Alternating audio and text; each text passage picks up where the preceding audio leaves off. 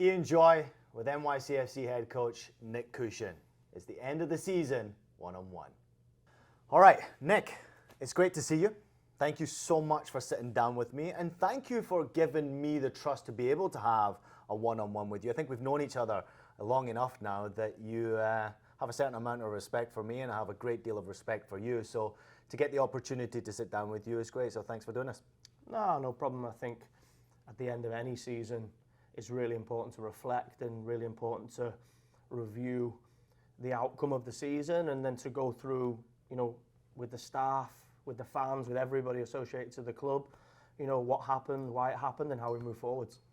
Yeah, it's always important, I think, to reflect on what just happened, especially when you're coming from disappointment.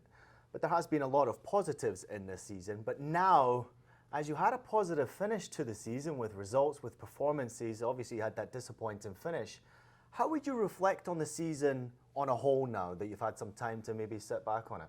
Yeah, I think, one of frustration. I think ultimately at the start of the year, when you plan and prepare a season, you do set outcomes and you do set goals, and for us here, those outcomes and goals have been built off many seasons of success, and especially the last two seasons in particular have been really successful for us. The championship in 2021 and then the Eastern Conference final last year that we were disappointed to lose. After being in a winning position, I think we set outcomes that we feel that we expect, that we know our football club expect, and along the way certain things can affect that. And I think the one word that I would use across the season is inconsistent. The inconsistently ultimately hurt us at the end of the season. So you mentioned the word inconsistent, but what specifically about inconsistency? Was it performance? Was it individuals? Was it just results? I mean, was it even your own performance? I think ultimately when you set those outcomes at the start, the way that our season is set up is the league is set up to stop any team.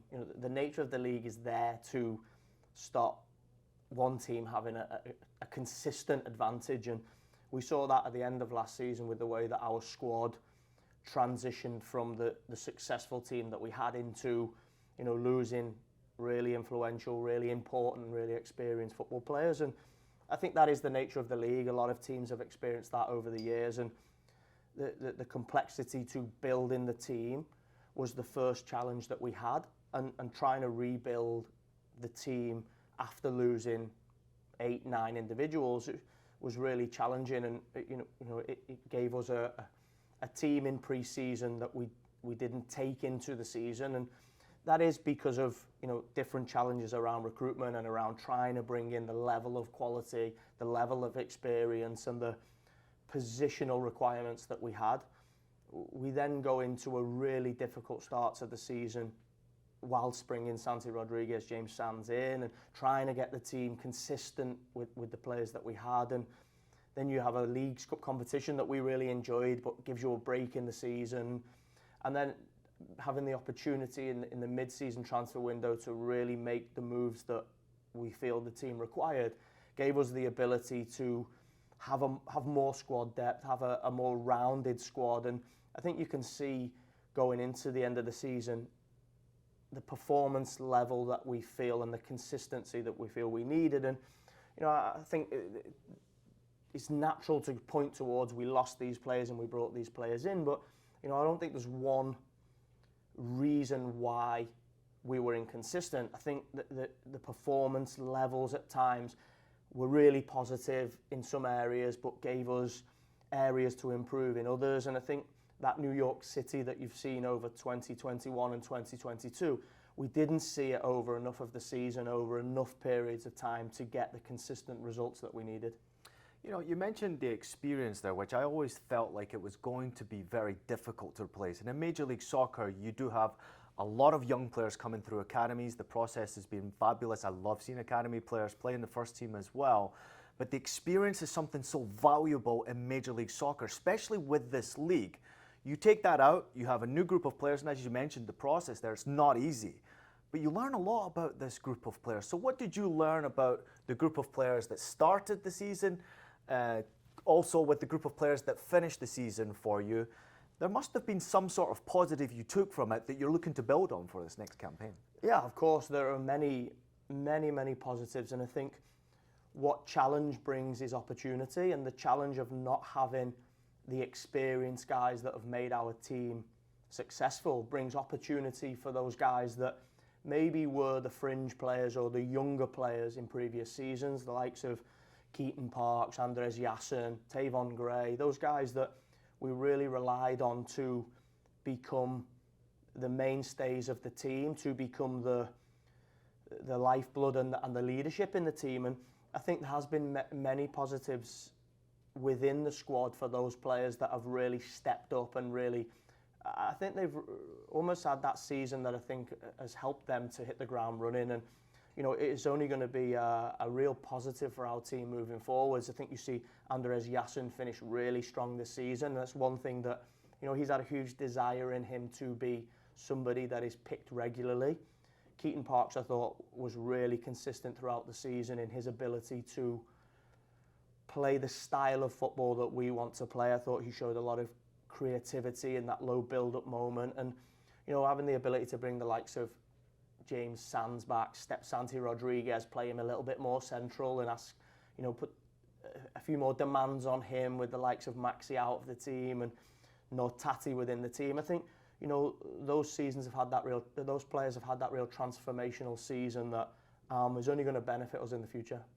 Being the gaffer, obviously you get to learn a lot about your players, and I was lucky enough to be in the locker room or the dressing room with some great people, some great leaders, and they learned a lot about me as a human being. And in defeat, sometimes you learn a little bit more about players, about how they handle defeat and how they've learned from that defeat. How did the players handle this season, especially that last game when disappointment hits you that you're not in the playoffs? I mean, how did they take that in? I'm really proud of our team, and I've said many times in my press conferences, the way that the team has responded to disappointment and the way that this young team has embraced the challenge of maybe losing back-to-back games. It's been a real foreign season for us in the sense of what we have experienced is been really indifferent to what we've experienced in the past. But the players have turned up every day with a real desire and a real determination to improve, to get better results. And, I've said before, a season like this has the ability to break a team.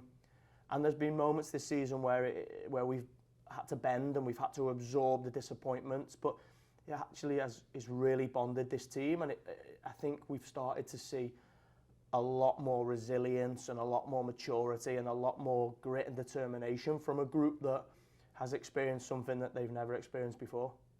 I'm a season ticket holder, Nick, and obviously being a fan for last year, it's not been easy for me just being a fan and not being able to be as close to the team, not being able to have conversations with you. I am a big fan of you, you know that, but I know how hard this would have hit you as well. You're obviously in the hot seat and you want to perform, you want to win, you are a winner. When you look back on the season yourself, was there any part of the season that maybe you could look back and learn from, and maybe now going forward you would have done differently? I think ultimately you have to, it's part of being the leader, it's part of being the head coach, is reflection and self-reflection, and always looking at whether you could have been better is essential. And I think I will consistently do that. I have consistently done that. And I think you look at different areas of our game, I think, emotionally it is really difficult to not win football games when the expectation and my own expectation and the pressure I put on myself is really high. But I think when the emotion is down and you start to look at the game and the way that we play the game, and we're very lucky here. We have an excellent staff that can provide a lot of information to review the game, whether it be the performance analysis department, the sports and performance department, the data and analytics. And I think that's why the season has been as frustrating for a lot of us as it has been, because we did miss out and we didn't reach the minimum level of expectation for us. But actually we weren't that far away. If you look at certain areas of our game, we lost the same amount of games this season as we did in 2022 when we got to the conference final, and 2021 when we won the championship. our defensive record this year, we conceded the same amount of goals as position 1 and position 2, and everybody else in the league conceded more goals than us, and we finished 11th. So they are small positives. We just didn't score enough goals. And I think when we look at our team, one area that I will be really determined next year and I will really make sure that we improve in is we have to score more goals, because across those real important successful seasons of 2021 and 2022, I think our real superpower is the amount of goals that we scored. And within our league, if you can really score a lot of goals and push that number up, you can be in those top 4 positions, which ultimately is where our real desire is. Yeah, there's definitely a winning mentality around here where people, they only want to win, which is what I love. Real quickly, before we finish on what just happened, you have Fernandez, Barca, Risa, Martinez, a lot of new faces coming into the squad. Your overall thoughts on how they performed and how they settled in with the group? Yeah, I think when we went through the recruitment at the start of the season, we worked really hard on the profile of player that we wanted to bring in, the type of football player that will deliver the style of football that we're known for, but also the level of football that we expect, which is winning football. And I think that was one of the complexities and challenges that, you know, when you want to replace like for like, is difficult because there is a lot of challenges around bringing in those players. We knew Burke was going to be a really important player for us, and we knew as soon as we brought him in, he would show his quality. A real exciting football player, you know, almost a midfield player playing in the back with his technical ability, his vision and his passing level. I think he's really brought us balance to the team. I think the one thing I'm really excited about is how quickly he adapted to the MLS. It's a very different league to the league he came from. And I think he showed some real leadership skills as well, a guy that really loves New York and has bedded in really quickly. You know, Monsef is the type of guy we wanted. We knew that if we added a guy that could attack space and naturally wanted to run in behind, you know, we saw a guy a little bit like that not so many years ago that scored a lot of goals for us and helped us be a really good team. And, you know, Monsef is incredible enthusiasm and incredible work rate and is only going to get better here. Is a guy that wants to work hard, wants to improve, and we're going to push him hard. And I think you've seen real flashes from Monsef that he's going to be an exciting attacking threat for us.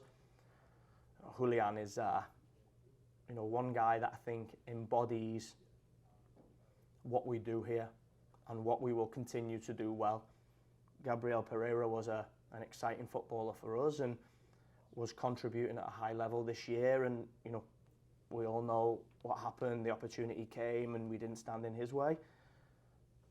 But I trust our scouts and I trust David, and Julian is a guy that we brought in, and it looks like a really exciting football player. I can see Yankee Stadium, Citi Field, I can see Julian entertaining our crowd and becoming a real fan favourite. And I think ending the way he did at Chicago with the goal that he scored is, of course, the outcome wasn't what we wanted, but is a small glimmer of excitement and hope that, you know, our fans can really embrace. Yeah, I love to hear that, and I certainly don't enjoy watching the playoffs without our boys competing in the playoffs, that's for sure. It starts now, you mentioned already. What does the off-season look like for you and your coaching staff and the sporting department as you already start to prepare for next season? Seems like you're already off and running.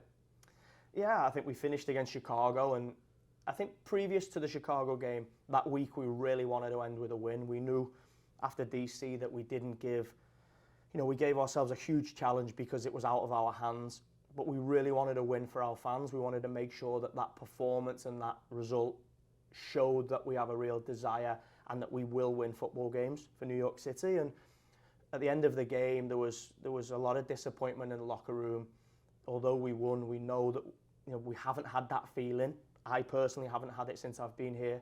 Mm-hmm. And a lot of the group weren't here in our expansion year, so they didn't experience that feeling. Although I have a lot of staff that were, so they could be the supportive nature to the group. We offered the group, you know, what does it look like? Our pre-season will start in January and we're in October. And the group came together and said they wanted to continue to train.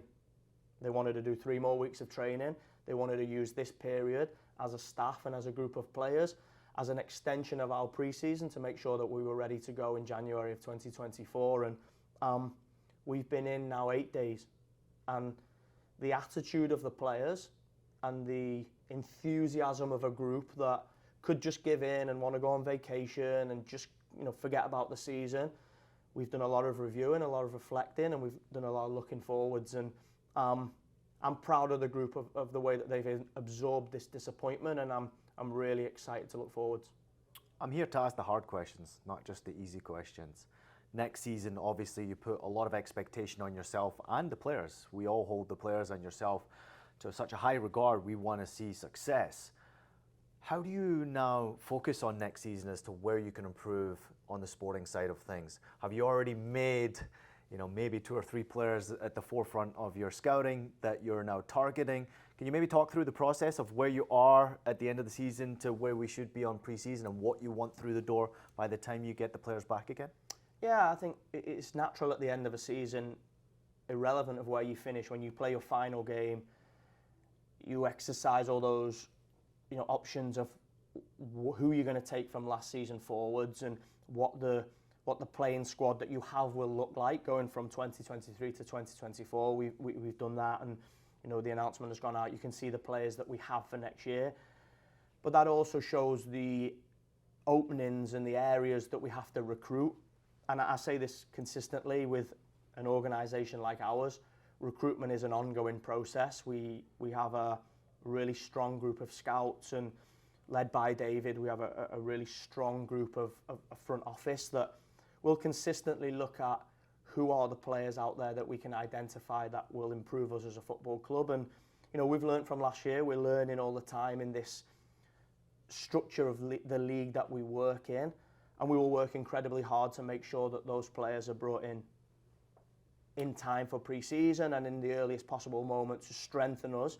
I said before about consistency, that the sooner we have them in and the sooner we can get everybody together, the sooner we get consistency. And then it's over to us as a coaching staff and as a technical staff to make sure that we use that group of players and we coach that group of players to be a consistent group of players on the football field. And we're doing a lot of reviewing into the style of football we play, into the way that we play it, into our league. And I said before, we have to retain our defensive record. We have to be a really hard team to play against, but we have to score more goals.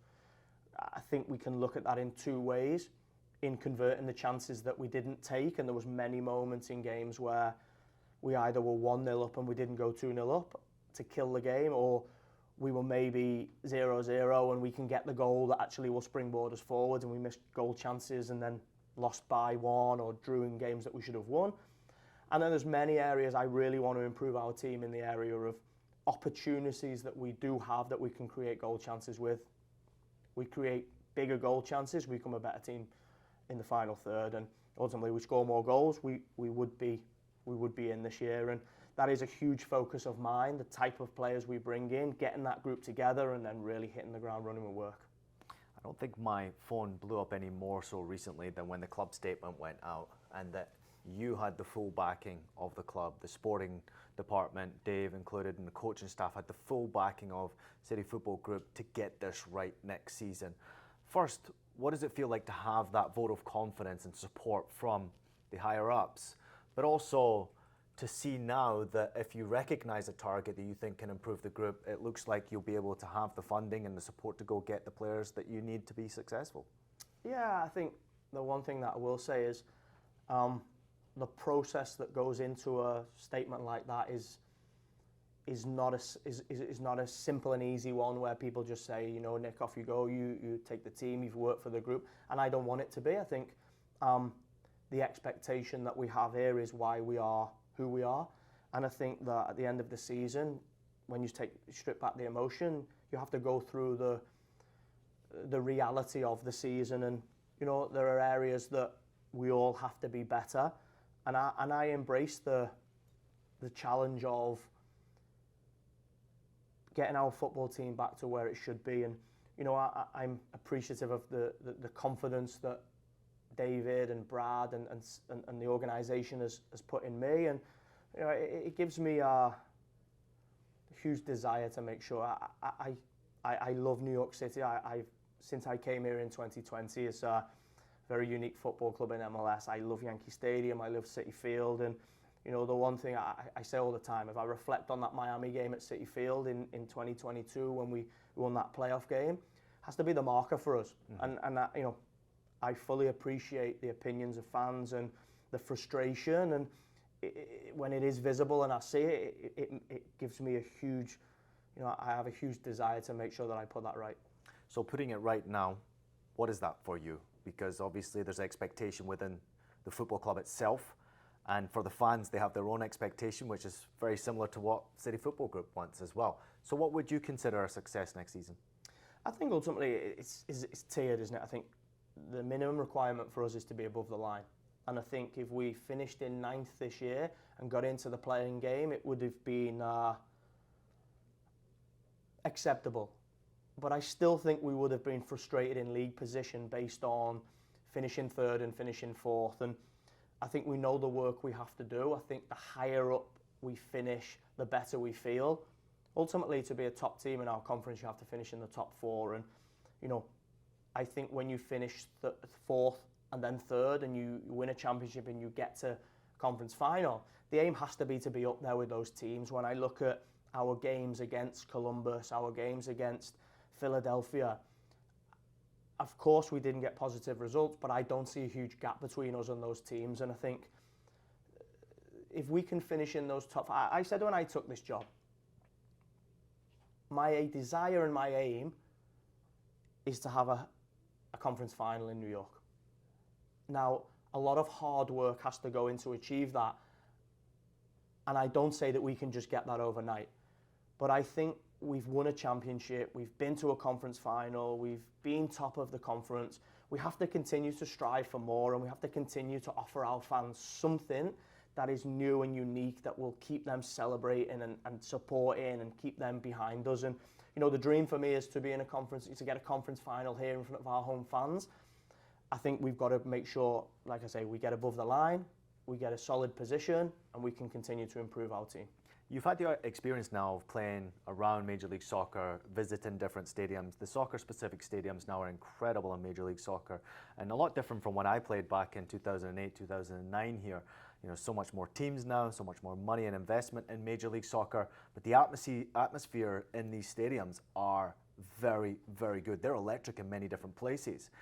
But you also recognise there's different fan cultures. What would you say separates our fan group, who supported you all the way to the very end in that last game, compared to what you have witnessed around the league? What separates them? Well, I think it has to be the passion. I think that New York passion and being behind us, we feel it in the games. I think, you know, in those games where the Chicago game is a good example. You know, we haven't been doing so well this year, and they knew the results around the league, so they knew it was going to be difficult for us to get in. But the passion and the noise and the support was still there for us to make sure that we got over the line. And you know, I say all the time, there's certain games at Yankee Stadium, at Citi Field, since my time, you know, that I've been here, that it just puts a smile on my face that, you know, those fans behind the goal at Yankee Stadium and off to the right behind Citi Field we're just unique, and I'm really proud of that, and I know it will be a special place. I know that it will be unrivaled in MLS because our fans are so special. Young players getting their opportunity to play, it's happening so often now in Major League Soccer.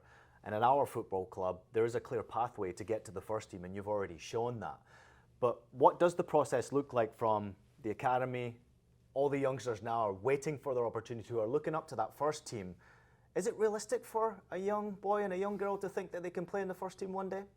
Yeah, 100%. I think, firstly, here at our football club, we have an incredible academy. We have an incredible amount of staff that are doing good work with our younger players. Our MLS2 team, you know, you can go watch them. They field a lot of our academy products, I think. But secondly, I have a real desire, and you know, coming from the academy in Manchester, I think, you know, it's in me to want to, you know, give our young players a chance. And I think thirdly, it's about talent. If they have talent, that they will get through, and we have some real good talent here. And that's one of my frustrations from this season, I think, is if you see our pre-season, there's a huge opportunity for a Maximo Carrizo, a Johnny Shaw, a Christian McFarland, a Drew Bayer, these are really talented young players that train with our first team daily. And with the season being, a little bit up and down, and it's difficult, you're judging whether it's the right time to blood them and give them their debut.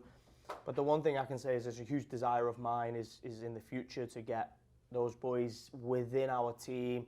I think you've seen Christian McFarland on the bench on the last day of the season, and I think it's exciting to think that we might give a debut this year. We might give opportunity to one of our younger players, and it only solidifies that there's an objective here for us to develop talent, to play our own. And you've seen James Sands, Andreas Yasin, Tavon Gray, Justin Haak. I think the next crop are right around the corner. There's always new additions to Major League Soccer. Leagues Cup has been a new one that I think all the fans have embraced, and it looks like you've embraced it as well. What was your overall experience like, and the run that we had, and the experiences that were taken away from the players as well? I think our experience before it started, it was excitement before, because we know we're going to play against teams that we don't usually get a chance to play against. We played Pumas in 2021. We played Atlas in the Campeones Cup and had a positive result in 2022. And knowing that we were going to play against Mexican opposition is something that is a change from the league and gives us a different challenge. We also had Toronto in there, and we knew that we were playing a Canadian team, a Mexican team, we're the American team. Our group was fairly unique. The experience was positive for us. We played well against Atlas. It fell into that bracket of games that we should have won, which is frustration. But to be able to go and dominate a team like Atlas and dictate large parts, if not all, of the game. And we were really disappointed with the goal that we give away in that game, a set play goal that we should deal with. But then we went on to Toronto, and I think a win that was long overdue. I felt like we were going to beat somebody well, and I think the players really embraced that game. We're on the front foot, really worked hard, and to go through was the goal. We get through, and then we lose a disappointing game to Red Bull, which we feel was probably one of the down points of the season. Is we feel that our derby record has been good under myself over last year, and this year it wasn't where we wanted it to be. But an exciting tournament. I think going into next year it's difficult for me to say how I approach it based on it's a trophy and I want to win it. So any competition that we have, that I think the Leagues Cup and the Open Cup give you an opportunity to break from the league and change focus. The Open Cup is something that we have a real desire to be competitive in, but the Leagues Cup is fairly unique because it is ourselves and Liga MX. And I think for us it's about, okay, we'll take our focus off the league. Hopefully come Leagues Cup we're in a stronger position, and we feel like we will be. But we want to go and be competitive in that. We want to embrace the uniqueness of Leagues Cup. And when you see those teams like Nashville and Miami going all the way to the final, they're from our conference, so it gives us a real enthusiasm to say, no, we want to be that team next year. What would your message be to the fans who have obviously been frustrated after the season? Some have been very vocal about that, and sometimes I feel like for some stupid reason maybe I should be a voice and have these difficult conversations with you just to share their frustration, but I don't think I need to. I think obviously you recognise that and understand that. But what would your message be for the fans out there who I've clearly been disappointed from this last season, but every single time they go into the next season, they start to get behind the team once again, and then when the ball rolls, we're fully behind this group once again. So what would your message personally be to them? Yeah, I think the message is thank you for this year, for embracing the team in the difficult moments. I say we have passionate fans, and ultimately you can't have the passion on just one end. The passion comes in many ways, and the frustration, we appreciate that the results haven't been where they should be, but thank you for being there for us. Be behind the team. The one thing I can tell the fans is that the players they do feed off it. When that energy is there in our home stadiums, in our home games, it is like a 12th player. I know it's a cliche, but it is like a 12th player. We've experienced it this year in those moments where we've needed the fans to either get us over the line in a tight game or to push us over when we need a goal. And just come ready to support a team that is going to have a huge desire and determination to get back to where we should be. And together we can make sure that we start well. We start with real intensity in the stadium and on the field, and that good start will give us a real good impetus going into the season. Happy to sit here next to you and have a conversation about football, because I know I get always 100% the honesty, and I know you always bring 110% every time you come to the table. So all the best, enjoy your off season, make sure you relax just that little bit, but be ready for next campaign. Thank you.